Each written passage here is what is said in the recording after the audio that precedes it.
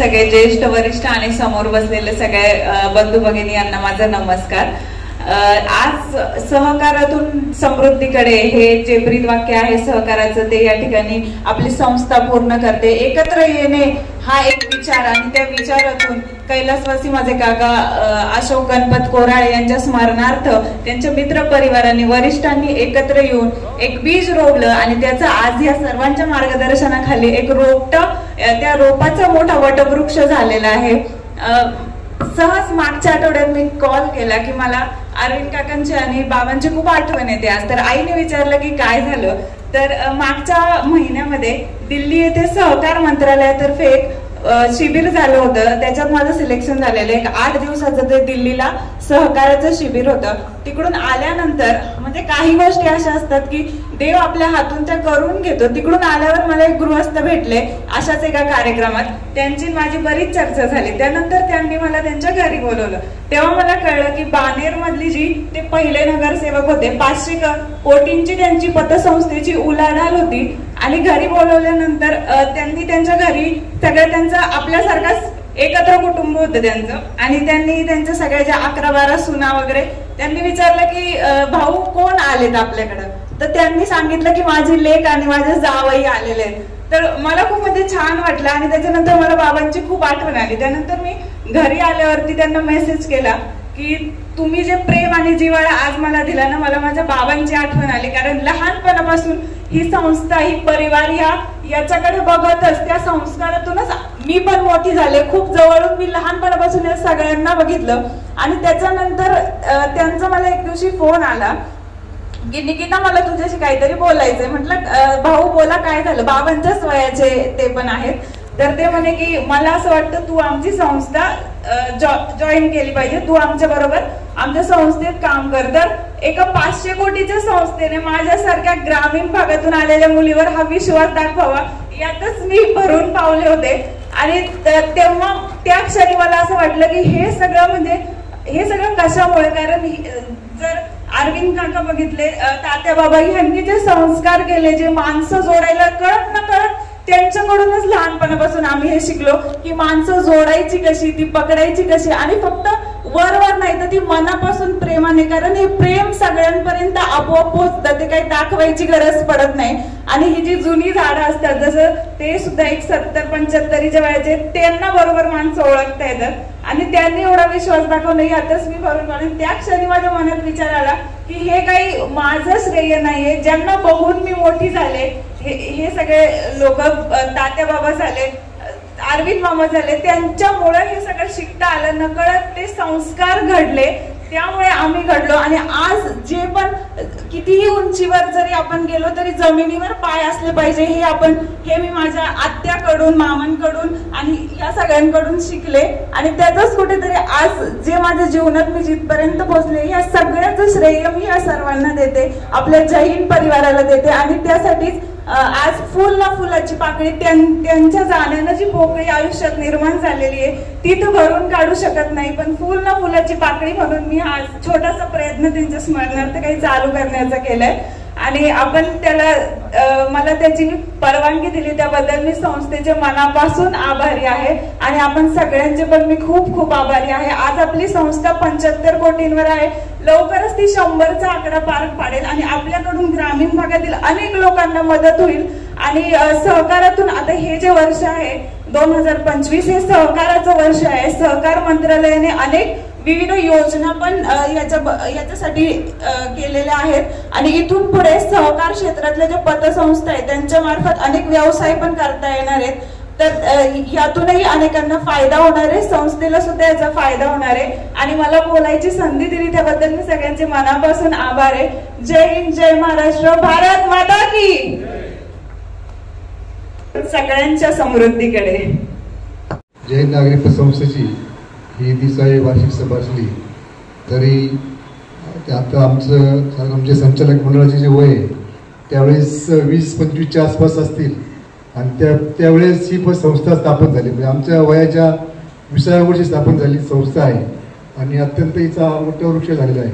जय Hind national क्लबच्या संकल्पनेतून तात्यांनी व दादांनी ही संस्था स्थापन केली व त्या संस्थेचा आता गुलाब शेठच्या अध्यक्षतेखाली हा वटवृक्ष झालेलाच आहे.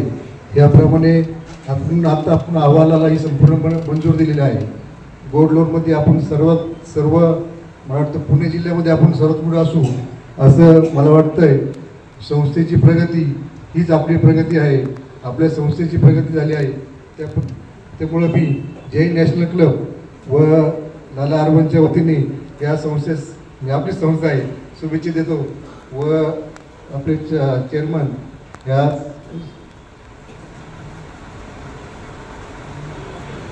तालुका फेडरेशनच्या उपाध्यक्षपदी निवड झाली आहे. तसेच अमीर शेठची अध्यक्षपदी निवड झाली आहे. दोघांचंही स्वागत करतो व थांबतो. जय हिंद जय महाराष्ट्र. संस्थेच्या हिताच्या आहे, ठेवीदाराला संरक्षण आहे आणि त्याबरोबर सभासदांच्या जबाबदाऱ्या काय आहेत आणि कर्जदाराच्या काय आहेत त्या सगळ्या गोष्टींचा सखोल अभ्यास झालेला आहे. डायरेक्टर बोर्डची पुनर्रचना झालेली आहे. थोडक्यात पूर्वीचं 13चं जे बोर्ड होतं ते आता 11+4 केलेले. त्याच्यामध्ये जनरलमध्ये 8/6 केलेले. तो मुद्दा वेगळा आहे. पण खऱ्या अर्थानं 2 संचालक हे तज्ज्ञ संचालक ते क्वालिफाईड असलेच पाहिजेत. ते कंपल्सरी आहे आणि त्याच्यामध्ये ग्रामीण भागात म्हणा किंवा ते उपलब्ध होत नाही. म्हणून एक तज्ज्ञ संचालक 3 संस्थांमध्ये लावू शकतो. ती एक स्पेशल त्याच्यामध्ये दुरुस्ती आहे आणि त्याच्यात 50% तो अटेंडन्स असला तरी चालतो. ती एक महत्त्वाची त्याच्यामधली सूचना आहे. असो त्याचा डिटेल अभ्यास आणि पण तो केस मोठं लागू झालेले आहे. त्याच्यामध्ये जर काही अडचणी असतील तर ते आपली पतसंस्था आपलं फेडरेशन त्यात काम करल आणि ते आपणाला पुढं त्याच्यामध्ये दुरुस्ती होईल. असो हा भाग झाला. खऱ्या अर्थानं जैन पतसंस्था मी या परिवारातला एक सदस्य आहे आणि आवटे सरांनी सांगितलं मी अनेक ठिकाणी काम करतो. पण खऱ्या अर्थानं ह्या पतसंस्थेमधून मी घडलो हे म्हटलं तर वावगं होणार नाही. मी हे श्रेय खरं या जैन परिवाराला देतो. त्या जैन परिवाराच्या माध्यमातून आणि आदरणीय तात्यासाहेब असतील, तात्यासाहेब गुंजाळ असतील, आमचे सहकारी लंबेसाहेब आदरणीय लंबेसाहेब आणि मार्गदर्शक शिवाजीदादा खैरे ह्या लोकांच्या मार्गदर्शनाखाली किंवा आदरयुक्त भीतीखाली आम्ही डेव्हलप झालो आणि म्हणून आम्ही ही उंची गाठू शकलो. अशा या पतसंस्थेचा 30वा अहवाल आहे. पतसंस्थेचं कामकाज आपणा सर्वांना माहिती आहे. कामकाज चांगले आपल्यापुढे अहवाल आहे. संस्थेने 34 कोटी समथिंग ठेवी आहेत. 28 कोटीचं काय वाटप आहे. 28-28.5 कोटीचं 58 लाख रुपये नफा आहे. 5%च्या थकबाकी आहे. तुम्हाला 10% पुरवठा डिव्हिडंड पण या ठिकाणी प्रपोज केलेलं आहे. ही सगळी बाजू चांगली आहे. परंतु ऑडिटरने पण सांगितलं की संस्था ज्या आता चालवायच्या त्याच्यामध्ये खऱ्या अर्थानं तळागाळापर्यंत संस्था पोहोचली याचं जर निरीक्षण करता त्यावेळेला केलं जातं तर शेवटच्या घटकापर्यंत आज या मोठ्या मायक्रो ठेवी ठेवणं अत्यंत गरजेचं आहे. मायक्रो डिपॉझिट असेल तर ती संस्था स्टेबल होते. मोठे लोक आपल्याला भेटतात, सहज शब्द टाकायची गरज पडत नाही. जैनमध्ये लोकांचा एवढा विश्वास आहे, लोक स्वतः ठेवी ठेवायला येतात. पण आपण कोणाला जरी शब्द टाकला तर तो 10-5 लाख ठेवतो. परंतु माझं असं वैयक्तिक मत आहे किंवा मी बँकेमध्ये पण हे राबवलंय गेले अनेक वर्षापासून की शेवटच्या घटकाचे 1,000 रुपये जरी डिपॉझिट आलं तरी मला त्या 1 लाखाच्या डिपॉझिट इतका त्याचा आदर वाटतो. कारण 10 लाख एकदम विड्रॉल होऊ शकतो पण 10,000-10,000ची एकदम विड्रॉल होत नाही. म्हणजे संस्थेची स्टॅबिलिटी राहते त्याच्यामध्ये. आणि जास्तीत जास्त लोकांनी संस्थेमध्ये खाते उघडा. त्याच्यामध्ये जर असलं तर आपल्याला ते सेव्हिंगमधले पण त्याचा बऱ्यापैकी उपयोग होतो. असं हे राबवणं गरजेचं आहे. परंतु दुसरं आता मी अहवालाचं अवलोकन केलं. थोडंसं घाईमध्ये झालं. सकाळी कॉलेजवर कार्यक्रम होता त्याच्यामुळे मला यायला उशीर झाला. तर आपलं 28.5 काहीतरी कर्ज येणं आहे. मी खरं पर्सनली येऊन बोलायला पाहिजे होते किंवा चर्चा पण मी आता समजून घेतो. गोल्ड लोनमध्ये आपण दिलेलं आहे त्याच्यामध्ये गोल्ड लोनचा रेट नाही आहे. कमीत कमी रेट आणि कमीत कमी व्याज आणि जास्त जास्त रक्कम त्याचा मला बोध झालेला नाहीये. परंतु आपली जी सुदन गोल्ड योजना आहे, गोल्ड योजना नक्कीच सेफ आणि सिक्युअर्ड आहे. त्याच्यामध्ये थकबाकी द्यायचा विषय जरी आला तरी आपण लगेच रिकव्हरी करतो. पण त्याच्याबरोबर वैयक्तिक आपली संस्थावाढीसाठी म्हटलं आपण काय राबवता मला माहीत नाही. पण नॉर्मली गोल्ड लोनमध्ये आपण शेअर घेत नाही. आपल्याकडे काय सिस्टीम राबवतात मला कल्पना नाही आहे. गोल्ड लोनमध्ये आपण बँकेमध्ये तर नॉमिनल सभासद करतो, त्याच्यामध्ये प्रोसेसिंग फी घेत नाही. संस्था वाढीसाठी आपल्याला जो इनडायरेक्टली यायला पाहिजे ते फंड्स येतात का नाही मला माहीत नाही. म्हणजे गोल्ड लोनमध्ये येत नाही बँकमध्ये. आणि आपला अहवाल पाहिला तर मोर दॅन 50% गोल्ड लोन दिसते मला याच्यात. एक जैनचं काहीतरी 4 कोटी काहीतरी आहे आणि दुसरी जैन तारणचं काहीतरी 9 कोटी काहीतरी आहे. 14.5 कोटीचं गोल्ड लोन आहे. ठीक आहे, सिक्युअर्ड आहे, सेफ आहे, नो प्रॉब्लेम. परंतु संस्थावाढीला बाकीचे जे निधी येतात किंवा जे साईड इन्कम प्रोसेस निधीने होतं ते आपल्याला मिळत नाही असं मला वाटतं प्रथमदर्शनी. म्हणजे सूचना करेन मी, प्रत्यक्ष घटक आहे, येऊन चर्चा करायला पाहिजे. त्या संस्थेला डायरेक्टली इनडायरेक्टली मदत करून या संस्थेचं नाव वाढूया. मला तर आयुष्यभर या संस्थेचं मी ऋणी राहील की या संस्थेने मला समाजामध्ये उंची दिली, नाव दिलं. अशा या जैन परिवाराचं नाव मोठं होत जावं. जसं जैन परिवाराचं नाव मोठं होत जाईल तसं मला एक अभिमान वाटेल. असं काम या संस्थेचं होईल नक्की, याची मला खात्री आहे. एवढं बोलून मी माझं मनोगत थांबवतो. धन्यवाद. आपण सर्वजण उपस्थित राहिला. आपणा सर्वांचं राज्य फेडरेशनच्या वतीनं तसेच तालुका फेडरेशनच्या वतीनं स्वागत करतो. जय हिंद नागरी सहकारी पतसंस्था ही गेले 3 दशक काम करत आहे आणि ह्या कामाचे सर्वजण आपण साक्षीदार आहात. आजची वार्षिक सभा जी आहे तुमची अगदी खेळीमेळीच्या वातावरणात पार पडलेली आहे. आजच्या या सभेचे अध्यक्ष आमच्या तालुका फेडरेशनचे उपाध्यक्ष सन्माननीय गुलाबशेठ नेरकर साहेब यांच्या अध्यक्षतेखाली ही सभा पार पडलेली आहे. आणि कामकाज करत असताना जय हिंद पतसंस्था किंवा कुठलीही राज्यातली पतसंस्था असो त्या पतसंस्थेला सहकार्य करण्याची भूमिका आणि त्यांना आलेल्या अडचणी सोडण्याची भूमिका आम्ही राज्य फेडरेशनच्या माध्यमातून करत आहोत. महाराष्ट्र राज्य पतसंस्था फेडरेशनच्या माध्यमातून आणि संघटनेच्या माध्यमातून काम करत असताना अतिशय महत्त्वाचं काम जे असेल तर संघटना जर तुम्ही मजबूत ठेवली तर आपल्याला अनेक संकटांना या ठिकाणी मात करता येते. जसं की आपल्याला नोटाबंदी झाली आणि नोटाबंदी झाल्यानंतर सुद्धा आपण आपल्या संस्था ज्या आहे सक्षमपणे उभ्या केल्या. अनेक बँकांना अडचणी आल्या, परंतु पतसंस्थेला मात्र नोटाबंदीमध्ये सुद्धा अडचणी आल्या नाही. कोरोनामध्ये सुद्धा कोरोना महामारी मोठ्या प्रमाणात आली आणि त्याही ठिकाणी पतसंस्थांनी हा शिवधनुष्य अतिशय उत्तम पद्धतीने पेलवला. सर्वांना मार्गदर्शन करत असताना काकासाहेब कोयटे यांनी राज्यातील सगळ्या पतसंस्थांना सर्व भागामध्ये दौरा केला आणि त्या दौरा करून सगळ्याच पतसंस्थांच्या अध्यक्ष असेल, संचालक मंडळ असेल, स्टाफ असेल, कर्मचारी वर्ग असेल यांना वेळोवेळी सूचना दिल्या आणि आपल्या सभासदांची गैरसोय होणार नाही याची पूर्ण दक्षता घेतली आणि त्यामुळे सुद्धा आपल्याला ते कोरोना महामारीतून आपण बाहेर पडलो. आणि ह्या सगळ्या संकटांना तोंड देत असताना राज्य फेडरेशनवर पुढे GST सारखी जी काही योजना आहे ती आली. नंतर पुढे अंशदान आलं की आपल्या ठेवींना जे विमा संरक्षण हवं आहे ते संरक्षणासाठी अंशदान म्हणून नियामक मंडळाने आपल्यावर लादलं गेलं आणि लादलं गेल्यानंतर त्याची जी योजना आहे ती परिपूर्ण योजना आपल्यापर्यंत पोहोचवली नाही का जेणेकरून आपण अंशदान देणार आहोत तर आपल्याला त्याचे रिपेमेंट कसं होणार आहे, अंशदान कुठल्या कुठल्या मार्गाने घेतलं जाणार आहे, अंशदानामध्ये योजना काय असेल, अंशदान घेण्याची पद्धती काय असेल, ती वापरायची सिस्टीम काय असेल. त्यानंतर जर एखादी पतसंस्थेला लिक्विडिटी बेस्ड क्रॅश निर्माण झाला तर अशा परिस्थितीमध्ये तुम्ही काय योजना आखणार आहोत, त्या पतसंस्थेला कसं वाचवणार आहोत हे योग्य पद्धतीनं त्यांना गाईड करता आलं नाही. आणि त्यामुळे आपण अंशदानाच्या विरोधामध्ये राज्य फेडरेशनच्या वतीने औरंगाबाद खंडपीठ अभियानामध्ये याचिका दाखल केली आणि रिट दाखल केल्यानंतर हा प्रश्न जो आहे तो थांबवला गेला. यामध्ये शासनाच्या वतीनं आपल्याला जवळपास 300 कोटी रुपये त्यांना जमा करायचे होते अंशदानासाठी आणि 100 कोटी रुपये जे शासनाच्या वतीने मिळणार होते. परंतु शासनानेही 100 कोटी सहकार खात्याला दिले नाही आणि सहकार खात्याने अंशदान वसुली केली. त्यानंतर फक्त 36 पतसंस्थांचे पैसे त्यामध्ये जवळपास 91 लाख रुपये जमा झाले. तेही शोधण्यामध्ये सहकार खातं असफल ठरलं आणि अशा योजनेमध्ये आपण थांबवल्यामुळं सहकार हे एकजूट असल्या कारणाने जवळपास आपले पतसंस्थेच्या ठेवी ज्या आहेत ह्या 34 कोटीच्या ठेवी आहेत. म्हणजे जवळपास आपल्याला 3,40,000 इतकी रक्कम दरवर्षी भरावी लागली असती. पर्यायाने आपले जर विचार केला तर 10 ते 15 लाख रुपये हे एकजूट असल्या कारणाने आपले वाचलेले आहेत. म्हणून अंशदानाला आपला विरोध नाही, पण ती सिस्टीम योग्य पद्धतीने राबवली जात नव्हती, तिला विरोध होता. म्हणून पर्यायाने आपण MSC बँक यांच्या समवेत सुद्धा चर्चा झालेली आहे आणि कालच्या ती मीटिंग होती. कालचं जे त्यांनी सत्र ठेवलं होतं त्यासाठी सुद्धा आपल्या पतसंस्थेचे अध्यक्ष सन्माननीय नेरकर साहेब गेले होते. तीही योजना त्यांनी अतिशय योग्य पद्धतीनं ठेवलेली आहे. आपण जर त्यांच्याबरोबर काम केलं तर आपल्याही संस्थेच्या ठेवींना विमा संरक्षण मिळणार आहे.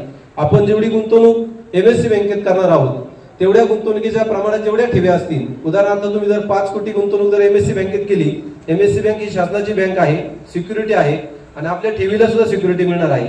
आणि तेवढ्या ठेवींमध्ये जर 1 लाखाच्या ठेवी जेवढ्या असतील तेवढ्या तुमच्या सुरक्षित होणार आहे. तुमच्या एफडीच्या रिसिप्ट मागे त्याचं त्या ठिकाणी रायटिंग मध्ये लिहिलं जाईल का याला एमएससी बँकेचं संरक्षण आहे. अशा पद्धतीनं आपण ह्या ठेवींना विमा संरक्षणाच्या बाबत काम करत आहोत. हे करत असताना आपल्या तालुक्यामध्ये सुद्धा आम्ही तालुका फेडरेशनचं काम सन्मान्य आपले अमित बेनके साहेब यांच्या अध्यक्षतेखाली सुरू केलेलं आहे. आणि सगळ्या भागामध्ये आम्ही यथोचित असा दौरा केला. आपल्याच भागामध्ये जवळपास ज्या पतसंस्था आहेत त्यामध्ये 23 पतसंस्था ह्या सेवक पतसंस्था आहेत आणि 119 पतसंस्था ह्या नागरी सहकारी पतसंस्था आहेत आणि 57 पतसंस्था ज्या आहेत त्या नागरी पतसंस्था आहेत आणि ग्रामीण बिगर शेती सहकारी पतसंस्था 119, म्हणजे जवळपास 199 पतसंस्था आपल्या तालुक्यामध्येच आहेत. खैरे साहेबांना माहिती असेल यामध्ये तालुक्यामध्ये आपल्या 199 पतसंस्था काम करतात. जवळपास त्यामध्ये 2250 कोटी इतक्या ठेवी आहेत आणि 1800 कोटी इतका वाटप आहे आपल्या तालुक्याचा. 700 कोटीचं मात्र एसएलआर आपण प्रत्येक विविध बँकांमध्ये गुंतवलेला आहे. असा तालुका असताना देखील या तालुक्यामध्ये एक सहकार चळवळ चांगली आणि सुदृढ व्हावी ह्याच दृष्टिकोनातून आपण तालुका फेडरेशनच्या वतीनं अमित शेठ बेनके साहेब आणि गुलाब शेठ नेरकर साहेब यांच्या नेतृत्वाखाली आपण हे काम करत आहोत. त्याला सर्व मंडळींनी आपण सहकार्य दिलेलं आहे आणि असंच सहकार्य देत राहाल. आज जैन नागरी सहकारी पतसंस्थेच्या वार्षिक सभेला उपस्थित राहण्याचा योग आला आणि आपल्या सर्वांना या ठिकाणी एक मार्गदर्शन करण्यामध्ये मलाही सहभाग लाभलं. म्हणून आम्हाला सर्वांना जाणीव आहे की आपण पतसंस्था चालवत असताना पतसंस्थेच्या माध्यमातून सर्वांचा आणि सबल संस्थांचा विकास कसा होईल, सर्वांच्या ठेवी कशा सुरक्षित राहतील, सर्वांना कर्ज पुरवठा कसा वितरित करता येईल, सुलभ पद्धतीने कसा करता येईल, यासाठीच आपण तालुका फेडरेशन राज्य फेडरेशनच्या वतीने काम करणार आहोत. एवढं बोलून या ठिकाणी मला बोलण्याची संधी दिली म्हणून या ठिकाणी जैन पतसंस्थेचं आभार मानतो आणि माझं लांब. सर्वप्रथम मी सर्व सभासदांना या ठिकाणी धन्यवाद देतो की विषय पत्रिकेवरती वार्षिक सर्वसाधारण सभेच्या सर्व विषयांना आपण एकमताने मान्यता दिल्याबद्दल संचालक मंडळाच्या वतीने सेवक वर्गाच्या वतीने आपले आभार मानतो. आणि आज जैन नागरी सहकारी पतसंस्थेची 23वी वार्षिक सर्वसाधारण सभेच्या पुणे जिल्हा महाराष्ट्र राज्य ते या ठिकाणी येत आहेत. त्यांच्या स्वागतासाठी अमित शेठ बेनके आणि बांगर साहेब जाणार आहे, फेडरेशनचे संचालक. कारण याच ठिकाणी स्नेहभोजनाच्या नंतर जुन्नर तालुका पतसंस्था फेडरेशनची वार्षिक सर्वसाधारण सभा संपन्न होणार आहे. आणि फार मोठे जे DDR म्हणून जे सहकार विभागामध्ये काम करत आहेत ते अधिक अपर निबंधक ते आणि आपले सहाय्यक निबंधक जुन्नर हे स्वतः त्या सभेला संबोधन करणार आहेत आणि त्यांचं सुद्धा आपण मोलाचं मार्गदर्शन ऐकायचं आहे. म्हणून आत्ताच ज्यांचा आपण सत्कार केला त्यांचं नाव घेऊन मी या ठिकाणी वेळ घेत नाही. ते सगळे त्याचप्रमाणे या ठिकाणी संस्थापक सन्माननीय शिवाजीदादा खैरे माजी सभापती जुन्नर पंचायत समिती, त्याचप्रमाणे संस्थेचे विद्यमान उपाध्यक्ष सन्माननीय विजयजी गुंजाळ, त्यांचं सर्व आपलं जैनचं सर्व संचालक मंडळ, लाला बँकेचे उपाध्यक्ष सन्माननीय जितूभाऊ गुंजाळ, त्याचप्रमाणे या ठिकाणी आत्ताच आपल्याला ज्यांनी मार्गदर्शन केलं ते लाला बँकेचे माजी चेअरमन आणि विद्यमान संचालक सन्माननीय निवृत्ती शेठ काळे, आपले ऑडिटर आवटी सन्माननीय ज्ञानेश्वर आवटी, सर्व सन्माननीय व्यासपीठ, त्याचप्रमाणे सर्व माझे जैन परिवाराचे सर्व सभासद वर्ग, त्याचप्रमाणे संस्थेचे व्यवस्थापक, त्यांचे सर्व सेवक वर्ग, त्याचप्रमाणे आवर्जून या ठिकाणी उपस्थित असलेले आपले संस्थेचे माजी संचालक आणि मोहन ठुसे नेत्रलयाचे या ठिकाणी अध्यक्ष संदीपजी डोळे, त्याचप्रमाणे या सभेला मुद्दामून उपस्थित असलेल्या कल्पनाताई बांगर, आदर्श महिला पतसंस्थेच्या त्या महाव्यवस्थापिका आहेत, त्याही उपस्थित आहेत. त्याचप्रमाणे या ठिकाणी पत्रकार मित्र, आमचे वर्गमित्र सन्माननीय रवींद्रजी पाटे सर, त्याचप्रमाणे आमचे दुसरे येडगावचं भूषण सन्माननीय आकाशजी गावडे, त्याचप्रमाणे अशफाक सर, उपस्थित बंधू आणि भगिनींनो आणि या ठिकाणी मुद्दामून उपस्थित आपल्या सभेला असलेले आपल्या ओतूरगावचे सन्माननीय डुंबरे साहेब कॉस्मॉस बँकेचे ते विद्यमान शाखा अधिकारी आपल्या राजगुरुनगरचे,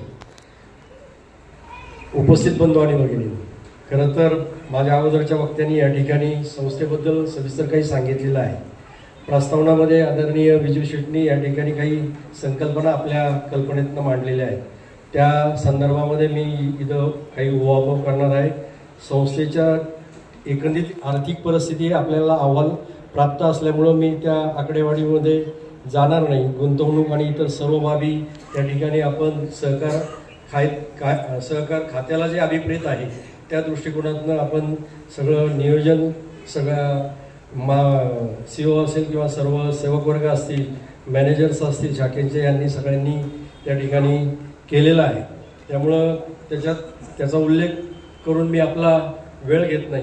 परंतु NM सेट आपण जे काही सोने कर्जाच्या संदर्भामध्ये सूचना केलेल्या आहेत, आम्ही असं काही नाही त्याच्यावरती फोकस केलेला आहे. आज आम्ही राज्यामध्ये वेगवेगळ्या संस्थांना भेटी दिलेल्या आहेत. त्या ठिकाणी सगळ्यांनी हाच उपक्रम त्या ठिकाणी राबवलेला आहे. वसुलीच्या संदर्भामध्ये तुम्ही कशी वसुली केली, काय केली, जितू शेट या ठिकाणी आहेत, किती वेळ दिला, काही वेळेला आम्हाला असं ऐकायला आलं का काही वेगळाही तुम्हाला काही त्या ठिकाणी प्रकार करावा लागला. तसं आम्ही काही या ठिकाणी करत नाही, तुम्हाला कल्पना आहे. आणि एकही प्रकरण जुन्याचं नवं नाही, ही आपली ख्याती आहे. आमटी साहेब या ठिकाणी आहेत, डॉक्टर साहेब वगैरे ही सगळी मंडळी. कारण जो कर्जदार अडचणीमध्ये असतो त्या ठिकाणी, आणि या ठिकाणी आवर्जून आमचे मित्र आणि राजगुरुनगर आपली जी ब्रँच आहे राजगुरुनगरची शाखा, आणि आपल्या पतसंस्थेवरती जो संचालक म्हणून यांची आपण नियुक्ती केलेली आहे ते उपस्थित आहे. ते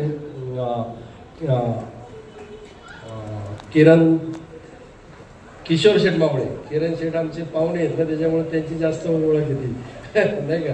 त्यांना सांगा आमचा आठवण झाली म्हणून. तर तेही उपस्थित आहे. तर हे अनुकरण त्या ठिकाणी केलेलं आहे ना. आपण चांगली प्रकरणं जे येत आहेत त्याला एकालाही आपण अवॉइड करत नाही. फक्त जी अडचणीची आहे, ज्यांचे आर्थिक व्यवहार आपल्याला माहिती आहे, आणि अननोन लोकांची सुद्धा आम्ही गोल्ड प्रकरणं करत नाही. ज्या कार्यक्षेत्रातली ती जी व्यक्ती आहे, तो खातेदार आहे, त्यांचीच करतो. कारण त्याच्यामध्ये फसवेगिरी फार झालेली आहे, त्याचा अनुभव आम्हाला सुद्धा आलेला आहे. फेक लोन, खोटं सोनं मार्केटमध्ये घेऊन ती करणारी एक टोळी सक्रिय झालेली आहे. त्याचा अनुभव अमित शेठ या ठिकाणी गेले, त्यांना आलाय, आम्हालाही आलाय. परंतु सुदैवाने ती आपली रिकव्हरी आणि गोल्ड व्हॅल्यूचा जो असतो तो त्याच्या थ्रू केली जाते. आणि सगळ्यात महत्त्वाचं कारण आहे, सोनं तारण कर्ज साहेब डुंबरे साहेब कधी करतो ग्राहक किंवा कुटुंबातला करता माणूस? ज्या वेळेला सगळे सोर्सेस संपतात त्यावेळेला त्या माऊली लक्ष्मीकडे घरातल्या तिच्या जावं लागतं. आई असेल, पत्नी असेल किंवा कोणी असेल, भाऊजाई असेल, बहीण असेल वगैरे, आणि तिथं दबक्या आवाजामध्ये त्यांना सांगावं लागतं की असं अशी अडचण आहे आणि मला पैशाची गरज आहे आणि सगळे सोर्सेस संपलेले आहे आणि मला तेवढं दागिना देते का. आणि त्याच्यामध्ये कौटुंबिक वात्सल्य त्या दागिन्याच्या पाठीमागं असतं. आणि त्याचे वेळेत ते सोडवण्याचं काम सुद्धा ती महिलाच त्या ठिकाणी त्यांना वारंवार आठवण करून देत असते. आम्हाला आठवण करायची गरज लागत नाही, आमच्या संस्थेच्या किंवा बँकेच्या सेवक वर्गाला. हा सगळ्यात महत्त्वाचा विषय आहे. आणि त्याच्यामध्ये आम्ही माफक दरामध्ये या ठिकाणी केलंय. आवर्जून अनेक संस्थांचे पदाधिकारी तालुक्यातनं सुद्धा आलेले आहे. नंतरच्या मीटिंगला मी आपल्याला सांगू इच्छितो की या ठिकाणी हे करत असताना म्हणजे गोल्ड लोनच्या संदर्भामध्ये आम्ही आता विजय शेठ बरोबर सुद्धा त्या ठिकाणी चर्चा केली, अनेक ठिकाणी जाऊन आलो. आपण सोने खरेदीला सुद्धा त्या ठिकाणी कर्ज देणार आहोत. आणि ते 25% रक्कम ज्याला सोनं खरेदी करायचं स्वतःची 25% रक्कम त्या खरेदीदाराचे पाहिजे. 75% लोन ही जय हिंद नागरी सहकारी पतसंस्था त्या ठिकाणी. सगळ्यांना कल्पना असेल की मागच्या 1 वर्षामध्ये सोन्याचे बाजारभाव जे आहेत पुढे होते आणि आज किती आहे. मागच्या 1 महिन्याचा जर विचार केला तोळ्याला जवळपास 25,000 रुपयांनी बाजारभाव वाढलेला. त्याच्यामुळं कमी म्हणजे आम्ही जे लोन देताना त्या ठिकाणी स्लॅब ठेवलेले आहेत. ज्याला कमी लोन हवं आहे त्याला कमी व्याजदराने लोन देतो, कमी रकमेचं. ज्याला अधिकच्या रकमेचं लोन हवं त्याला त्याच्याकडनं व्याज अधिक घेतो. तर आमचा व्याजाचा दर हा 6% सुरू होऊन त्या ठिकाणी 15% तो 14% स्थितीत राहतो. याची आपण सर्वांनी नोंद घेतो. माझी सगळ्यांना विनंती आहे आपल्या सगळ्यांना हा प्रचार आणि प्रसार तुम्ही आपल्या भागामध्ये जाऊन आपल्या संस्थेमध्ये जाऊन करणं फार गरजेचं आहे. काय साहेब की जेवढ्या साऊथमधल्या ह्या कंपन्या आलेल्या आहेत फायनान्स असेल किंवा वेगवेगळ्या गोल्ड अमिताभच्या येतो आणि 14 मिनिटामध्ये आपल्याला वाचत काही पेपरवरती काही करत आणि सह्या करतात. त्या ठिकाणी आपण कामाच्या पैशातनं आलेलं लोन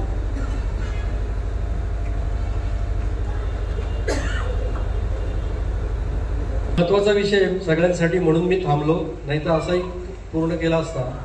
ह्या ज्या कंपन्या आलेल्या आहेत ज्या टीव्हीवरती मार्केटिंग करतात आणि 2 मिनिटात लोन, 4 मिनिटात लोन, 5 मिनिटात लोन, पण अक्षरशः राजकर सेठ ते लोन ठेवताना 6% व्याजदराचे सांगतात आणि मासिक हप्ता जर आला नाही 6चे 12 होतात, दुसरा हप्ता आला नाही तर 12चे 18 होतात, चौथा आला नाही तर 18चे 24 होतात आणि 5वा आला नाही तर 18चे 32 होतात. तुम्ही विचार करा, जर ठेवलेलं लोन परत सोडवायला ज्या वेळेला तो ग्राहक जाईल त्यावेळेला 32% पाटेसर त्या ठिकाणी ते पैशाची ती रक्कम ऐकून त्या ठिकाणी तो ग्राहक ते लोन सोडून येत होते.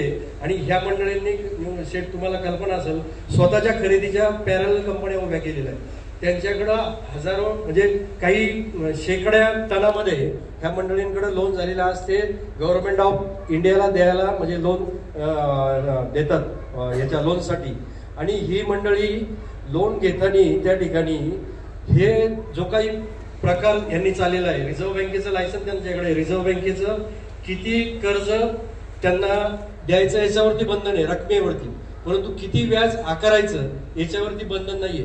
परंतु आपल्या सहकारी संस्था, पतसंस्था असतील किंवा सहकारी बँका असतील, आम्हाला निर्बंध आहे सोन्यावरती कर्ज देताना 14%पेक्षा जास्त कर्ज म्हणजे व्याज आकारायचं नाही, ते पण सरळ व्याजाने, कंपाऊंडनी नाही. याची सर्वांनी नोंद घ्या. तुम्हाला एखाद्या ठिकाणी गोल्ड लोन करायचं असेल त्याचं व्हॅल्युएशन करा, आमच्याकडे या संबंधित बँकांमध्ये जा आणि त्यांच्याकडे जा. किंवा एखादी रिसीट असेल विक्रम पुढच्या काळामध्ये ग्रुपवरती टाका, एखादी केस असेल ती, अनेक केसेस आहेत. एखाद्याने आपलं जे 1 लाख रुपयाचं कर्ज केलेलं आहे रिपेमेंटला मुथूट फायनान्स किंवा अन्य ठिकाणी गेलेले आहे, त्या ठिकाणी ते रिपेमेंट करताना किती टक्क्यांनी व्याज आकारलं गेलेलं आहे याचं एक ग्रुपवरती सुद्धा जागृतीसाठी लोकांना आपण हे करा. कर्ज घेत असताना सुद्धा माझी आपल्या सगळ्यांना विनंती, जय हिंद नागरी सहकारी पतसंस्था जी आहे सरळ व्याजदराने कर्ज आकारते. कारण आपल्याला ठेवीदार जेवढा महत्वाचा आहे तेवढाच किंवा कणभर जास्त कर्जदार महत्वाचा आहे. आज या ठिकाणी अनेक बँका आलेल्या आहे, एयू फायनान्स बँक आलेली आहे, त्याच्यानंतर सूर्योदय बँक आलेली आहे, कॉस्मोस बँके आलेले आहेत. ह्या सगळ्या मंडळींना माहिती चांगले कर्जदार आपल्याला मिळत नाही, पण त्यांना जोपासण्याचं काम करतो. जय हिंद नागरी सहकारी पतसंस्था ही ऍग्रिकल्चर कृषी क्षेत्रामध्ये जास्त कर्ज पुरवठा करते. हे सगळं माहीत असताना आपण शेतकरी अनेक वेळेला अडीअडचणी येतात, नैसर्गिक संकट येतात, बाजारभाव नसतात, याचा विचार करताय. काही वेळेला हप्ते वेळेत येत नाही तरी आम्ही ते कारवाईला घेत नाही, त्याला सरळ व्याजदराने त्याचं जे क्रॉप पॅटर्न ठरवलेलं आहे, समजा फ्लावर कोबी असेल तर 3 महिन्याने रिपेमेंट देतो, मॉर्गेज घेत नाही चेकच्या आगेच. द्राक्षवाले असतील किंवा इतर हॉर्टिकल्चर इतर फळबागा असेल यांना 12 महिन्याचा हप्ता देतो आम्ही. तर हे करण्याच्या पाठीमागचं कारण आहे का शेतकऱ्याकडे प्रत्येक महिन्याला उत्पन्न येत नाही. सालातनं शिजत ज्यावेळेला पीक जातं त्यावेळेला येतं आणि मग मासिक हप्ता दिल्यानंतर चक्रवाढ व्याजनी 2% त्याच्यावरती पेनल्टी चार्जेस पडतात आणि तो शेतकरी 31 मार्चला तो भरत असतो. तर हे कशासाठी करायचं ना, जर आपल्याला माहिती आहे की यांचा व्यवसाय प्रति महिन्याला उत्पन्न येणारा नाही तर त्यांना डोंबरे साहेब आम्ही सरळ व्याजदराने 1च हप्ता देतो आणि 1 हप्ता त्या ठिकाणी तो शेतकरी भरतो. फक्त हे करत असताना त्याच्या सातबाऱ्यावरती अन्य बँकेचे लोन असतात, विकास सोसायटी असेल, नॅशनलाइज बँका असतील, तरी सुद्धा आम्ही त्यांना कुठलाही फक्त 7/12 हे नॉमिनल डॉक्युमेंटला घेतो आणि त्या ठिकाणी कर्ज देतो. आणि त्या लोकांनी आतापर्यंतचा अनुभव राहिलेला आहे, वेळेत कर्ज भरलेलं आहे. आम्ही जामीनकी कर्ज किशोर शेठ करत नाही. जामीनकी कर्ज केल्यानंतर 3 जण असतात, एक कर्ज उचलतो त्याला 2 जामीन असतात, दुसरा उचलतो त्याला हे 2 जामीन असतात, तिसरा उचलतो त्याला हे 2 जामीन होतात आणि 3ही कर्जदार हे जामीनदार एकमेकाला जामीन होतात, त्याच्यातला एक डिस्प्यूट झाला का तिन्ही कर्ज अडचणीमध्ये येतात. सुरुवातीला आपल्याला निवृत्ती शेट त्या ठिकाणी होते, आपण अनुभव घेतलेला आहे, आपण ते बंद केलेले आहे. आणि ते केल्याच्या नंतर हे जे काही चाललेलं आहे, आज हे संस्था स्थापन करत असताना नवीन जे काही आपल्याला देणं गरजेचं आहे, सामाजिक उपक्रम या ठिकाणी विजय शेट्टी सांगितलं. आज जैन कॉम्प्रेसिव्ह एज्युकेशनच्या मार्फत प्राथमिक शाळा असेल, ज्युनियर KG पासून 12वीपर्यंत त्या शाळा चालवत आहेत. त्याच्यानंतर पॉलिटेक्निक इंजिनिअरिंग असेल, D pharmacy, B pharmacy, BEd, DEd वगैरे असेल, सगळे उपक्रम, अन्य उपक्रम त्या ठिकाणी चालू आहे.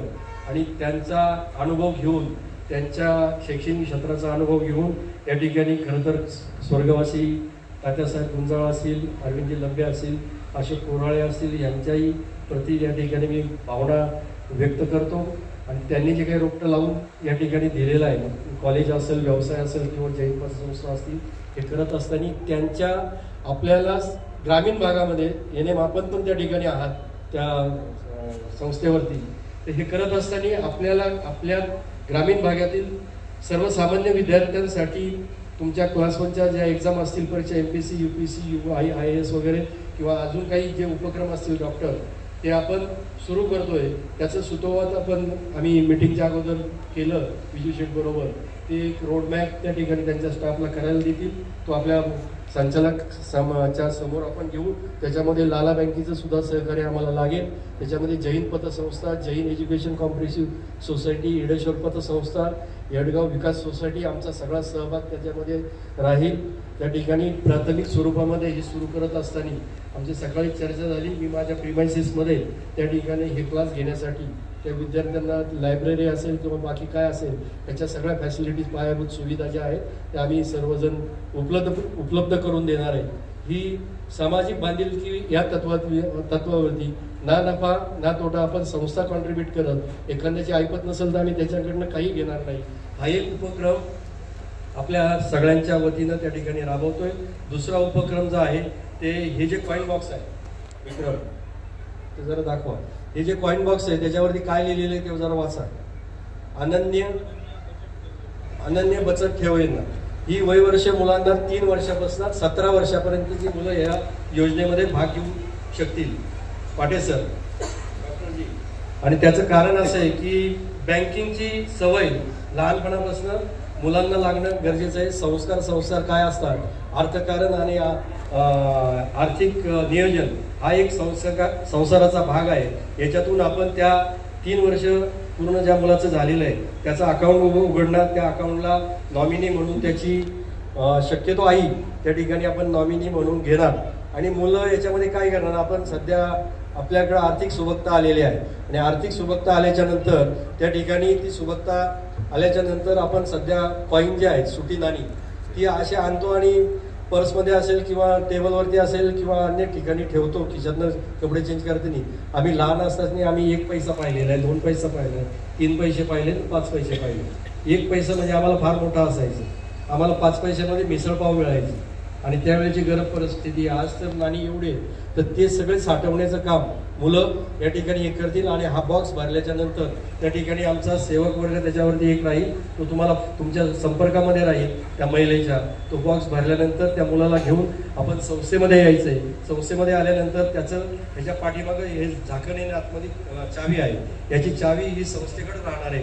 त्याच्यामुळं मध्येच याचा काही दुसरा वापर आपल्या कुटुंबासाठी मध्ये आधी काही महिलेला असेल किंवा त्या मुलाच्या आईला वडिलांना काही करता येणार नाही सर.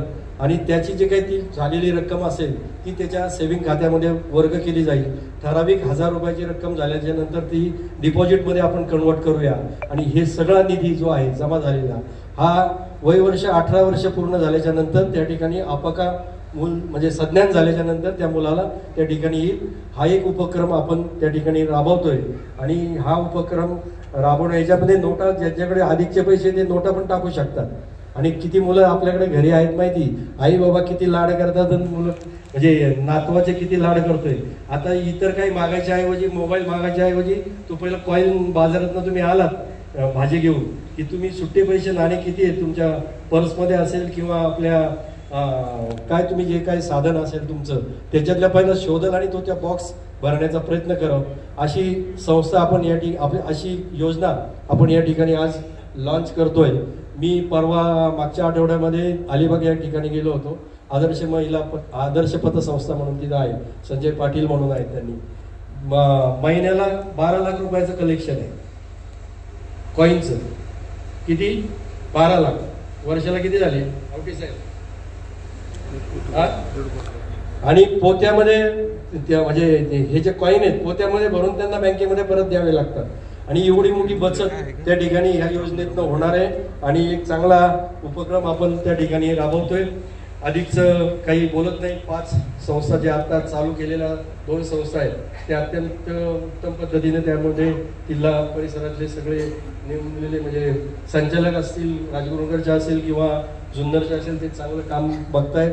चांगल्या संस्था चालल्यात. त्या आपण खेडला शाखा जरा जागा अडगळीची होती, ती जागा सुद्धा मार्केट यार्डला आपण शाखा चेंज केलेली आहे. तिथं अद्यावत सगळं आता फर्निचर वगैरे केलेलं आहे. जुन्नरला सोमालकीची जागा आपण 75 लक्ष रुपयाची खरेदी केलेली आहे. त्याचं फर्निचरचं काम त्या ठिकाणी चालू आहे. आणि गोल्ड लोन करत असताना स्ट्रॉंग रूम असणं फार महत्त्वाचं आहे. त्या दृष्टिकोनात आम्ही खेडला सुद्धा स्ट्रॉंग रूम केलेला आहे. मग जुन्नरला पण RCC स्ट्रॉंग रूम केलेला आहे. हेड ऑफिसला आपला ऑलरेडी आहे. आणि हे सगळं ती शाखा नव्या इमारतीमध्ये पुढच्या डिसेंबर एंडपर्यंत ती त्या ठिकाणी कार्यरत होईल. 5 शाखा जे काही मागवतोय आम्ही ते 5 शाखा मंचर, घोडेगाव, त्याचप्रमाणे पारगाव किंवा तुमचं आळेपाटा आणि ओतूर या ठिकाणी मागवतोय. आपण चाकणचं कॅन्सल करूया. बाजारी गाव आहे तिथं, त्यापेक्षा खेड लिमिट इथपर्यंत बाद झालं. अनुभवाला किशोर शेट्टीच सांगितलं, त्याच्यामुळे तिकडे नको जायला. आपण राजगुरुनगर नदीच्या अलीकडे बरं, नदीकडे क्रॉस नको करायला. तर इकडं आपण त्या शाखा सुरू करतोय. आणि तिथं सगळा फोकस जो आहे तो आपला गोल्ड लोनवरतीच राहणार आहे. याची सुद्धा मी आपल्याला ग्वाही देतो. आणि कर्ज घेत असताना सुद्धा तुम्ही लाख रुपयाचं कर्ज घेत असाल 4 ठिकाणी जा. कर्जाचा हप्ता सारखाच आहे, 36 महिन्याचा हप्ता आहे. त्यांचे इन्स्टॉलमेंट विचारा किती हप्ते आहे, व्याजदर पण सारखं आहे, परंतु हप्त्यामध्ये फरक आहे. हप्त्यामध्ये फरक का येतो त्याचा विचार करा. आणि जिथं कमी हप्ता असेल 3 वर्षाचा त्या ठिकाणी संस्थेमध्ये तुम्ही कर्ज घ्या. अशा प्रकारच्या सूचना करतो. या ठिकाणी हे कामकाज करत असताना मला व्हाईस चेअरमन म्हणून विजय शेठ असेल किंवा सर्व संचालक मंडळ असेल, त्याचप्रमाणे सेवक वर्ग CO विक्रम भुजबळ असेल, त्याचप्रमाणे राजकर मॅडम असेल, इतर सगळाच माझा सेवक वर्ग यांची मोलाची साथ मिळते. माझ्या सभासदांची, ठेवीदारांची, कर्जदारांची साथ मिळते. त्याबद्दल मी पुनश्च एकदा आपल्याला या ठिकाणी या उपक्रमाची जी सुरुवात केल्याच्या नंतर आता जे 3 मुलं या ठिकाणी लहान मुलं आहेत त्यांच्याकडे आता आजीबाईच्या पाठवण्यातनं काहीतरी काढा पाहिजे आणि त्यांच्या हातात द्या. मी सर्वप्रथम या ठिकाणी आमंत्रित करतोय नीरव नेहित नेरकर, त्याच्यानंतर आपला रियान